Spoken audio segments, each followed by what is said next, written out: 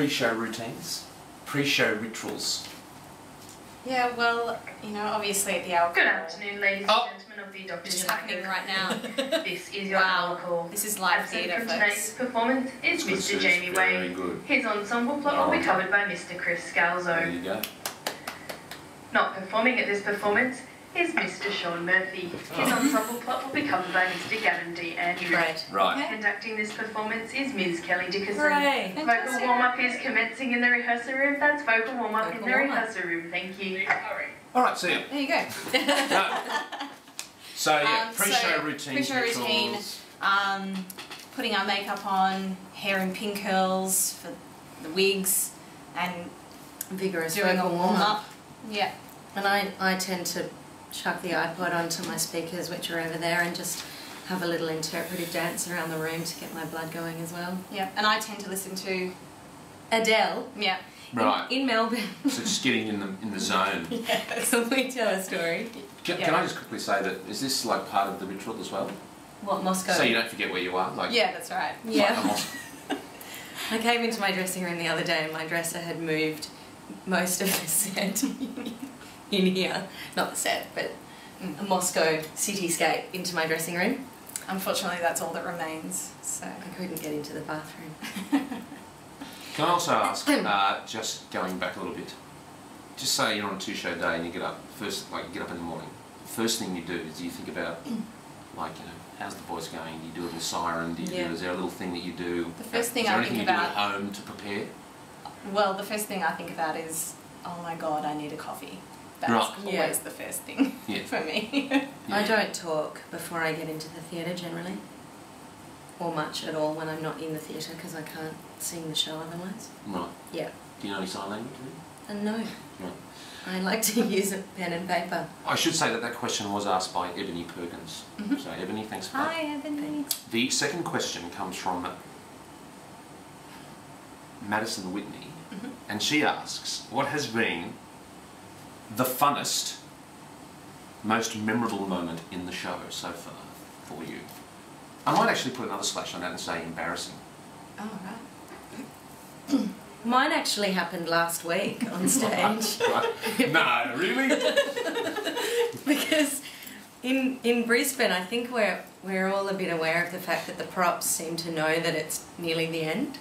So during the Ice Palace at the end of the show the other night, the table that I sit around with Anthony just fell apart in the middle of the show. Legs fell off and rolled around the stage. We had a full show stop and stage management had to come out and take the table away, and we were just laughing and making jokes on stage and then had to pick it up, and it's a very poignant couldn't in the story actually. It was quite, couldn't have been timed any better on behalf of the table. That was probably the worst, well, the funniest and most embarrassing thing that's happened. So that'll be in the book. That'll be in the book. That's in the book. That's in the book. What about you, Well, Taneel? mine's not really funny or embarrassing, although rest assured I've had plenty of embarrassing moments, but probably the most memorable for me, and this is a bit sentimental, was in Melbourne. My 85-year-old grandmother flew over from Perth to come and see the show, so that was very memorable for me. Lovely. Yeah. Very nice. Well, the most memorable moment for me was actually hearing that, because it suddenly became a comedy. Oh yeah. People were laughing and Yeah, the audience The were audience bored, was- didn't they? it's because you know you don't probably hear much laughter in the show. No. Yeah. No, it's not really a funny show. No. What Except was for the it? Cooper Riga scene, that's pretty funny. What was it like from your point of view? Well, it was. We were down in our dressing room, and we were in the boys' dressing room, and we suddenly heard this ruckus on stage, and you know, laughter and applause, and we just thought, Something's going on. what is going on? And literally, we ran up the stairs to get to side stage to see what was happening.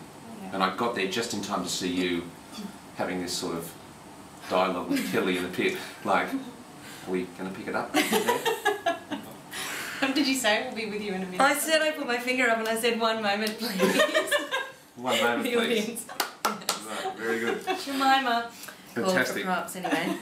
All right, last question from Alison Hilbig says, how does it feel to be in a world premiere? Well, it's pretty special.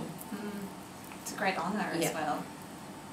to do something that hasn't been done anywhere before, to have our marks on it, and yeah. Is there a pressure on that too, like for you ladies, particularly in the rehearsal room, and obviously there's a weight to that, knowing that you're going to be creating these roles that could be replicated in the future. Pressure, but then also a great sense of freedom as well, to sort of know that we, it was a creative process, so we had a certain element of being able to participate in how the character was going to be. There wasn't much time to be scared, I don't think, in the rehearsal room. It was so quick. Flew through.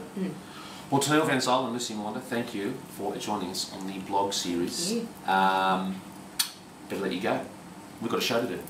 See you next week. No.